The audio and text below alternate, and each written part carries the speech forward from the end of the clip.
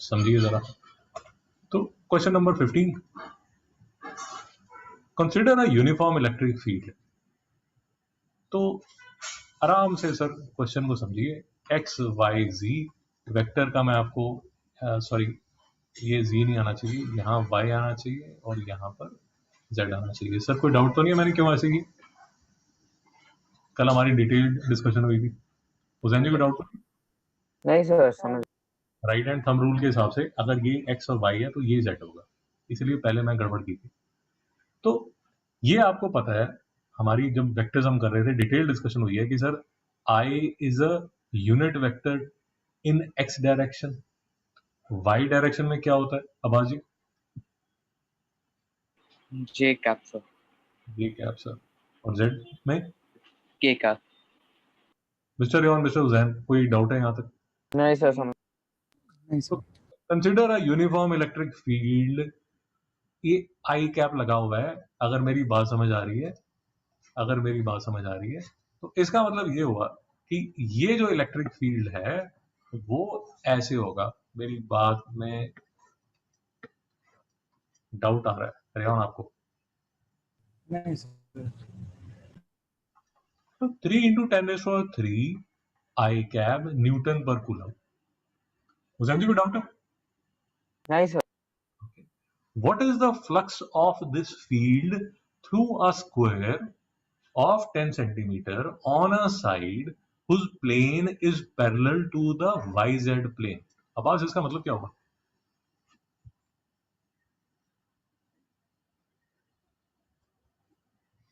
अब्बास जी भागे। हुसैन इसका मतलब क्या होगा? सर जो मतलब रेहान जी आप बोलना चाहते हैं?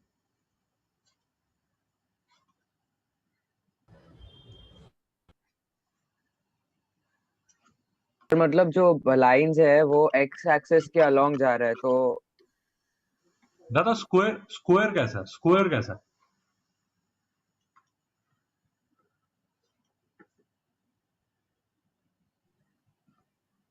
सर ये स्क्वायर कैसा मतलब समझा नहीं। What is the flux of this field? कौन सा फील्ड? ये वाला फील्ड थ्रू अ स्क्वायर, ये वाला square of 10 centimeter on a side whose plane is parallel to the YZ plane। इस स्क्वायर की बात कर रहा हूं। उसे बात समझ आई? सर वो तो वाई और जेड एक्सिस पे होगा। हाँ, उसके पैरेलल होगा। मेरी बात नहीं समझ में आ रही? हाँ, मतलब उसके बात को पता चाहिए यार। इसका मतलब ये नहीं है कि ये YZ प्लेन है। ये जो स्क्वायर है ये पैरेलल टू YZ प्लेन है। कहने का हाँ मतलब जो सर, समझा समझा। स्क्वायर है वो इस साइड भी हो सकता है। अब बात नहीं समझ में आ रहा? रेहान नहीं समझ में आया? सर स्क्वायर अंदर नहीं तो बाहर की तरफ है। नहीं सर, अंदर बार मत कीजिए। जो मैं कह रहा हूँ उसको जरा तसल्ली से समझिए, कंफ्यूजन मत रखिए। जो लैपटॉप आपके सामने है, ये जो लैपटॉप जिस पे आप देख रहे हैं, इस पे इसकी जो लैपटॉप की जो प्लेट है वो YZ, वो XY प्लेन है। इसमें कोई डाउट है आपको? नहीं सर। नहीं सर। जो Z एक्सिस है वो लैपटॉप की स्क्रीन से बाहर आ रहा है। इसमें कोई डाउट है आपको? नहीं सर। नहीं सर YZ प्लेन बेसिकली आपकी लैपटॉप की जो स्क्रीन है उसके परपेंडिकुलर है। कोई डाउट है आपको? आपकी लैपटॉप की स्क्रीन YZ एक्सिस है, XY एक्सिस है। ये आपकी लैपटॉप की स्क्रीन है। हाँ सर। और ये जो YZ प्लेन आपके सामने है, ये जो YZ प्लेन है बेसिकली ये जो प्लेन है आपके लैपटॉप की स्क्रीन के परपेंडिकुलर है। कोई डाउट है आपको? तो रोकिए प्लीज। नहीं सर। नहीं सर। नहीं सर। और जो स्क्वायर है उसकी जो प्लेन है वो बेसिकली आपके लैपटॉप की स्क्रीन के परपेंडिकुलर है। इस बात पे कोई डाउट है किसी को? नहीं सर। नो अगर सर। अगर आप इमेजिन करना चाहते हैं, अगर आपको समझने में तकलीफ हो रही है, ऐसे इमेजिन कर लीजिए, सिर्फ इमेजिन कीजिए, उसको लिटरली मत प्लीज लीजिए। और मैं आपको बता देता हूँ कि लिटरली क्यों नहीं लेना। आपकी जो लैपटॉप की स्क्रीन है उसके बॉटम को X मान लीजिए, उसकी लेफ्ट साइड को Y मान लीजिए। सर बात समझ आ गई?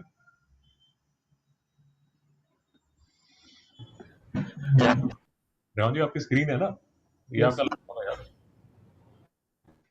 ये आपका लैपटॉप है ना, इसमें ये कीबोर्ड है, मेरी बात समझ आई? जी सर। यहाँ पर ये आपके स्विचेस लगे हुए हैं सर, ऐसा ही है ना लैपटॉप? हाँ सर। अब ये इमेजिन कर लीजिए कि ये जो है ये एक्स एक्सिस है और ये जो है ये वाई एक्सिस है। सर मेरी बात यहाँ तक समझ आ गई? Yes.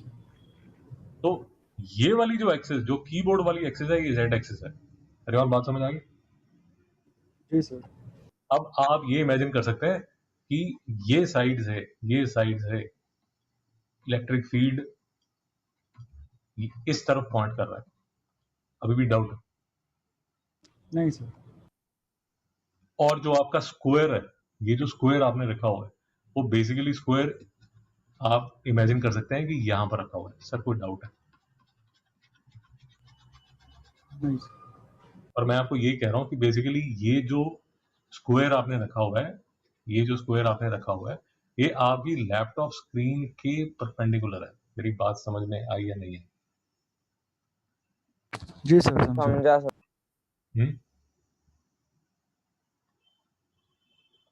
अब आज clear? Yes. I think next time कभी भी प्लेन का आएगा तो हम यही एग्जांपल फॉलो करेंगे कि ये आपका एक्स एक्सिस है, ये आपका वाई एक्सिस है, और राइट हैंड रूल लगा के एक्स और वाई क्रॉस करके ये आपका जेड एक्सिस है और ये आपका कीबोर्ड है। आई थिंक ये अच्छा है। और ये जो पॉइंट है, ये मेरा पॉइंट है 0 0 0। हुसैन जी आगे चलें? हाँ सर। अब सर हजारों साल पहले हमने एक फॉर्मूला किया था कि electric field is equal to phi upon A. नहीं समझ में आया? समझा सर। वेयर आपको याद होगा, इसको फ्लक्स बोलते हैं या इसको number of electric lines of force बोलते हैं। अब आज ये ठीक कह रहा हूँ या कंफ्यूज कर रहा हूँ? ठीक कर ओके, तो अब आपको निकालना क्या है इस क्वेश्चन में, what is the flux? Flux मतलब ये फ्लक्स निकालना है। तो फ्लक्स किसके इक्वल होगा? ई का मैग्नीट्यूड इनटू ए। सर नहीं समझ में आ रहा बिल्कुल। समझा सर। समझा। इलेक्ट्रिक फील्ड की वैल्यू दी हुई है सर आपको, ये इसका मैग्नीट्यूड 3 इंटू 10⁻³ एरिया कितना होगा हुसैन? 0.1 मीटर, तो मतलब 0.1 मीटर स्क्वायर। हाँ बेटा, घर से भाग जाओ, स्टार बन जाओ, हीरो बन जाओ, क्योंकि अगर एरिया 0.1 मीटर बोल रहे हो ना तो मम्मी बहुत मारने वाली है आपको। इससे अच्छा घर से ही भाग जाओ। ठीक कह रहा हूँ? हाँ सर। तो इसको मल्टीप्लाई कर दीजिए, यहाँ पर 10⁻² आ जाएगा। सर कोई डाउट आ रहा है? नहीं सर। आंसर आ जाएगा। सर बहुत मुश्किल है? नहीं सर। रेवंत जी ये जो फ्लक्स है ना, ये बार बार आएगा, तो इसको तसल्ली से समझ लीजिए। मैग्नेटिज्म में भी ये फ्लक्स आएगा फिर से, तो बहुत तंग करने वाला है, इसलिए तसल्ली से समझ लीजिए। कोई डाउट है तो प्लीज पूछ लीजिए। इसका मतलब समझ आ गया। आई का मतलब ये हुआ कि ए एक्स डायरेक्शन में पॉइंट कर रहा है। चलो, ये मेरा स्क्वायर है ऑफ ईच साइड 0.1 मीटर। इसकी जो प्लेन है that is parallel to this Y Z axis. Sir इसको पिक्चराइज कर पा रहे हैं, नहीं कर पा रहे? यस। रेवंत जी पिक्चराइज कर पा रहे हैं, नहीं कर पा रहे? Yes. और यहीं पर समझ लीजिए सर, ये जो एरिया था, इसकी भी डायरेक्शन हमने डिफाइन की थी, which is perpendicular to the plane of the area. Sir मेरी बात नहीं समझ में आई?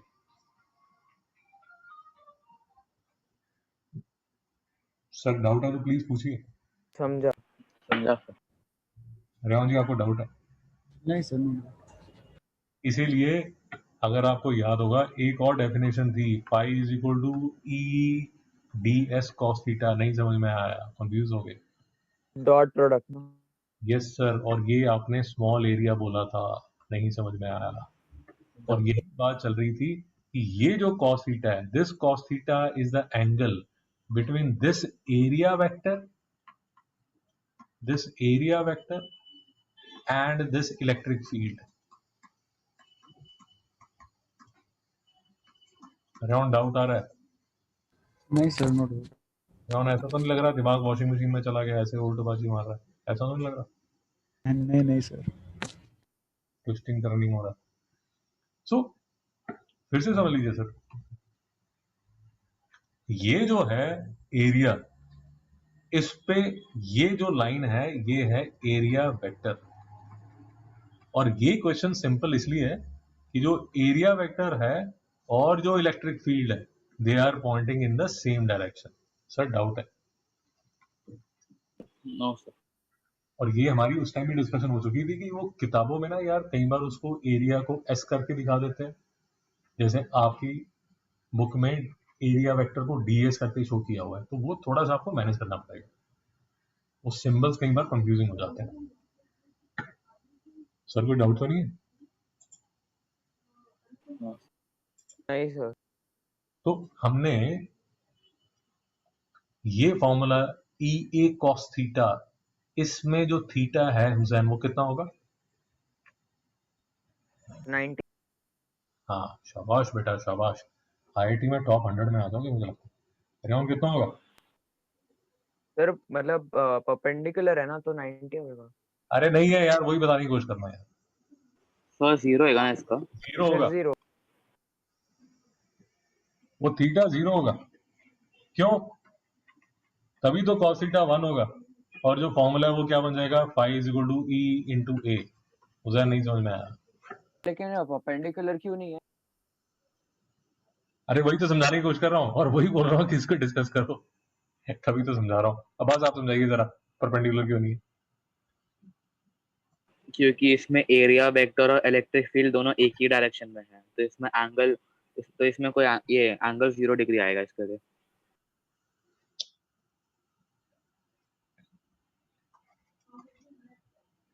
हुसैन ये आपका टेबल टॉप है, इसका ये जो टेबल टॉप है, ये जो टेबल टॉप है हुसैन, इसका जो एरिया वेक्टर है वो आप क्या डिफाइन करते हो हुसैन?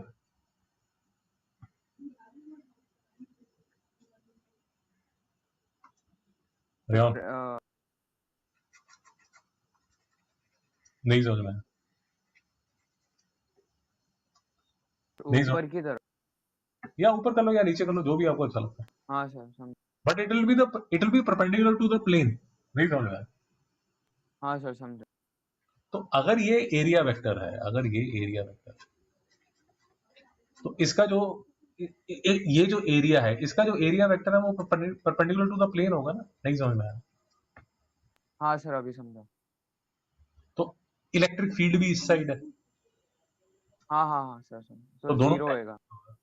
0 होगा, इसलिए ये नहीं समझ में आया? समझा सर। और ये बार बार आएगी चीज, ये चीज क्यों बार बार आएगी? क्योंकि अभी थोड़ी देर तक हम शुरू कर देंगे, 2-3 लेक्चर तक और शुरू कर देंगे, जो आपने एनीवेज पहले किया हुआ है। ये नॉर्थ पोल है, साउथ पोल है, इसके बीच में ये कॉइल है, वो कॉइल रोटेट कर रही है, फिर से बात होगी एरिया वेक्टर की। तो ये एग्जाम्पल जो है वो प्लीज समझ लीजिए कि अगर ये मेरा टेबल टॉप है, ये मेरा टेबल टॉप है, तो इसके ये वाले जो पैर है ना वो बेसिकली इसके एरिया वेक्टर है। मेरी बात नहीं समझ में आया? समझा सर। मिस्टर रेहान, समझा सर। सर ये फंडा समझ लीजिए, जितना भी टाइम लगे इसको आराम से तसल्ली से समझ लीजिए। फिर से अगर लैपटॉप का एग्जांपल लें, बात समझिए, बात समझिए। इमेजिन कर लीजिए कि जो इलेक्ट्रिक फील्ड है वो ऐसे फ्लो कर रहा है, बेसिकली आपका जो कीबोर्ड है उससे निकल रहा है। हुसैन समझ आ गया? हाँ सर। अब आपका जो एरिया है वो ये है, आपकी जो स्क्रीन है वो बेसिकली एरिया है। हुसैन समझ आ गया? हाँ सर। तो हुसैन अगर समझ आ गया तो मुझे बताओ, ये अगर इलेक्ट्रिक फील्ड है और ये एरिया है, तो इस केस में थीटा कितना होगा? 90। नहीं समझ में आया? समझा सर। कोई डाउट? नहीं सर। मिस्टर शिवांग से भी पूछ लेते हैं। मिस्टर शिवांग, अब हमने जो लैपटॉप है उसको बंद कर दिया, तो इलेक्ट्रिक फील्ड नीचे से, अब इलेक्ट्रिक फील्ड और एरिया में कितना एंगल होगा? हुसैन कितना होगा? 0. रेहान का डाउट। नहीं सर, नो। ये फंडा बिल्कुल क्लियर कर लीजिए, क्योंकि ये मैग्नेटिज्म और इलेक्ट्रिसिटी में बार बार आएगा। एक बार समझ के इसको नक्की कर लीजिए, नहीं तो हमेशा परेशान रहेंगे। ये मास्टर पता नहीं बात क्या करता है, समझ नहीं आता, अपने आप से बातें करता रहता है। तो ये फाई जो है वो इसलिए ये आ गया यहाँ पर। क्या आ गया?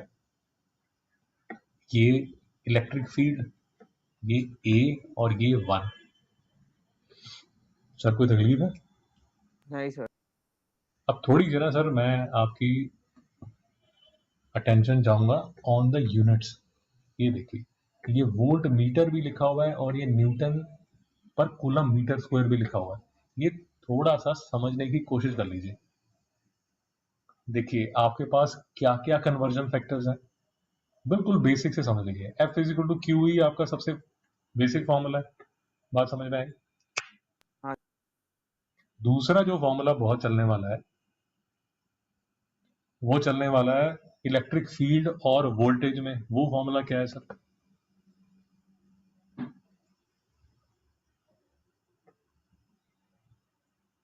इलेक्ट्रिक फील्ड और वोल्टेज में एक फॉर्मूला है मिस्टर अब्बास। क्या फॉर्मूला?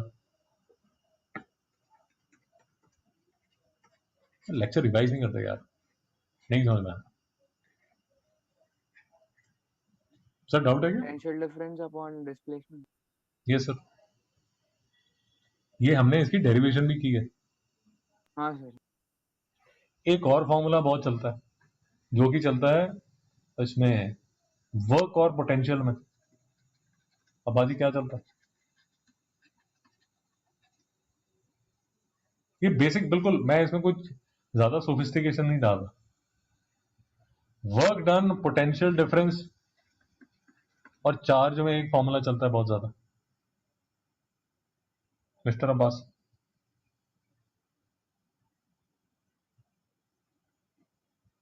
वर्क डन पर unit charge is equal to potential difference. नहीं समझ में आया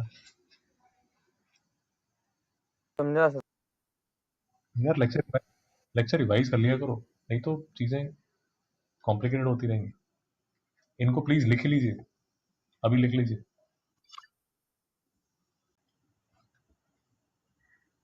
तो देखिए सर, ये F is equal to Q E, electric field is equal to V by T, और वर्क डन पर unit charge is equal to voltage difference. Okay, अब देखिए थोड़ा सा इंटरेस्टिंग चीज देखिए। आपका जो फाई है, जो फ्लक्स है, that is equal to E into A. अब जो E है सर, वो ना 2 यूनिट्स ले रहा है। कैसे ले रहा है? अगर मैं जो E है ये वाला फॉर्मूला यूज करता हूं, तो इस केस में जो मेरा यूनिट आता है वो आता है वोल्ट पर मीटर। नहीं समझ में आया? Yes sir. ये वोल्ट पर मीटर जब मैं यहां डालता हूं और इसको मल्टीप्लाई करता हूं एरिया से, तो फ्लक्स जो यूनिट ले लेता है वो लेता है वोल्ट मीटर। नहीं समझ में आया? समझा. समझा। और दूसरा जो इलेक्ट्रिक फील्ड यूनिट ले सकता है वो यहां से ले सकता है। यहां से अगर इलेक्ट्रिक फील्ड यूनिट लेता है तो वो लेता है न्यूटन पर कूलम। रेहान जी नहीं समझ में आया? समझा सर। और फिर से फ्लक्स में अगर आप यहां न्यूटन पर कूलम डालते हैं और साथ में डालते हैं एरिया मीटर स्क्वायर, तो फ्लक्स जो यूनिट ले लेता है वो लेता है न्यूटन मीटर स्क्वायर पर कूलम। नहीं समझ में आ रहा? समझा सर. तो सर ये ना आपको अंडरस्टैंडिंग क्लियर होनी चाहिए, एकदम क्रिस्टल क्लियर होनी चाहिए कि वोल्ट मीटर और न्यूटन मीटर स्क्वायर पर कूलम सेम ही है। इसमें कंफ्यूजन मत रखिए। और ये छोटे छोटे जो फॉर्मूले हैं यार, यही जो फॉर्मूले हैं ना, ये आप बड़ा कॉम्प्लिकेटेड डिफरेंशियल इक्वेशन और पार्शियल डिफरेंशियल इक्वेशन वो सब करके भी आपको किताबों में लिखे होंगे, but it will help you a lot कि अगर इसकी बिल्कुल फंडामेंटल शेप में आपको ये फॉर्मूले याद हो। अब्बास जी मेरी बात समझ में आया नहीं है? हाँ। मैं आपको ये कह रहा हूँ कि किताब में कहीं, किताबों में ये भी लिखा हुआ कि इलेक्ट्रिक फील्ड जो है that is negative of voltage gradient. आपका सरदर्द हो जाएगा, माइग्रेन शुरू हो जाएगा कि इसका मतलब क्या होगा। इससे अच्छा आप ये छोटा सा जो फॉर्मूला है E is equal to B by D, इसको याद कर लीजिए, रट लीजिए इसको। सर कोई तकलीफ? ये मैं आपको एक दिन पहले भी बताया था कि कहीं ये ऐसा भी लिखा होगा E is equal to minus delta V. अब बस अब याद आया। यस तो ये तो कॉम्प्लिकेटेड है ना यार, ये तो आपको समझ ही नहीं आएगा, पता नहीं क्या लिखा है इसमें, बट इसको याद करना तो आसान है। ये इनकी जो फंडामेंटल शेप में जो फॉर्मुलेज हैं, एटलीस्ट वो तो रट लीजिए यार। तो first part of the question में आपको ये बोला जा रहा है कि सर जो स्क्वायर है आपका, ये मेरा एक्स एक्सिस, ये मेरा वाई एक्सिस, तो जो स्क्वायर है वो ऐसे है। और फिर हमने काफी ज्ञान गणित किया, हमें ये भी समझ आ गया कि सर इसका जो एरिया वेक्टर और डायरेक्शन ऑफ इलेक्ट्रिक फील्ड जो है they are in the same direction, इसलिए जो थीटा है वो 0 डिग्री है, इसलिए phi is equal to E A cos theta हमारा फॉर्मूला था। तो ये सिंपली रिड्यूस हो गया ई ए, और इससे हमने फ्लक्स निकाल दिया। सर कोई डाउट है यहाँ तक? नहीं सर। नहीं सर। अब सर आपने क्या किया, what is the flux through the same square if the normal to its plane makes an angle 60 degree with the x axis? Sir नहीं समझ में आया क्वेश्चन? समझा सर। समझा। जी सर दर्द हो रहा है? नहीं सर, नहीं सर। अब आपने क्या किया सर, ये x ये y, अब बेसिकली सर आपकी जो मैं एक ऐसे अज्यूम कीजिए कि आप यहां से देख रहे हैं, तो आपका जो प्लेन है स्क्वायर का, उस पे अगर आप परपेंडिकुलर ड्रॉ करते हैं, that perpendicular is at 60 degree to the electric field. मेरी बात नहीं समझ में आ रही? Yes sir. समझा सर। रेवान जी है या लेक्चर बंद करके भागे आप? नहीं सर, वो ये स्क्वायर है सर, मैं स्क्वायर का सिर्फ आपको एज दिखा रहा हूं। स्क्वायर के एज पे ये बेसिकली ऐसा परपेंडिकुलर है, ये जो परपेंडिकुलर है ये मेरे इलेक्ट्रिक फील्ड की लाइन है, और इनमें जो एंगल है that is equal to 60 degree. Hussain ji को डाउट है या मैं और समझाऊं या आगे चलूं? सर समझ आ रहा। ओके, तो what is the flux through the same square if it is normal to its plane make 60 degree angle with the 60 degree? तो phi is equal to E A cos theta. E A आपने पहले निकाला था, उसको multiply कर दीजिए cos 60 से। नहीं समझ रहा है यस सर, समझा। समझा। मिस्टर रेवान, डाउट? नहीं सर, नो डाउट। यार इसीलिए तसल्ली से कर रहे हैं क्योंकि सेम फंडे आगे भी यूज होने वाले हैं, और ये पहली बार आप 3D में, फिजिक्स में 3D में पहली बार न्यूमेरिकल कर रहे हैं। थोड़ा विजुअलाइजेशन में शुरू में तकलीफ आती है। तो ये मेरा स्क्वायर है, स्क्वायर पे सॉरी ये मेरा परपेंडिकुलर है, इलेक्ट्रिक फील्ड से ये 60 डिग्री एंगल बना रहा है, cos 60 की वैल्यू हाफ कर दी आपने। तो आपका जो फ्लक्स है, अगर मेरी बात समझ आ रही है, पहले आपका जो फ्लक्स था वो 30 था, अभी जो आपका फ्लक्स है वो 15 हो गया। कहने का मतलब जो number of lines of force जो है वो हाफ होगी। उसे नहीं समझ पाया? समझा सर। रेवान जी डाउट? नहीं सर, नो डाउट। रेवान जी फिर से समझ लीजिए, क्योंकि ये जो लास्ट चीज बोली है ये फिर से यूज करने वाला हूं। ये मेरा इलेक्ट्रिक फील्ड है सर, अगर मेरा स्क्वायर है अगर वो ऐसा है तो फ्लक्स कितनी पास हो रही है? 30। बट जैसे ही उस स्क्वायर को मैं एट एन एंगल करता हूं, तो मेरी जो फ्लक्स है वो रिड्यूस हो जाती है। अब बात जी कोई डाउट है तो प्लीज पूछिए। नहीं सर। फॉर एग्जाम्पल इस केस में when this was making an angle of 60 degree, आपकी जो फ्लक्स है वो हाफ हो चुकी है। उस एंगल को डाउट है? नहीं सर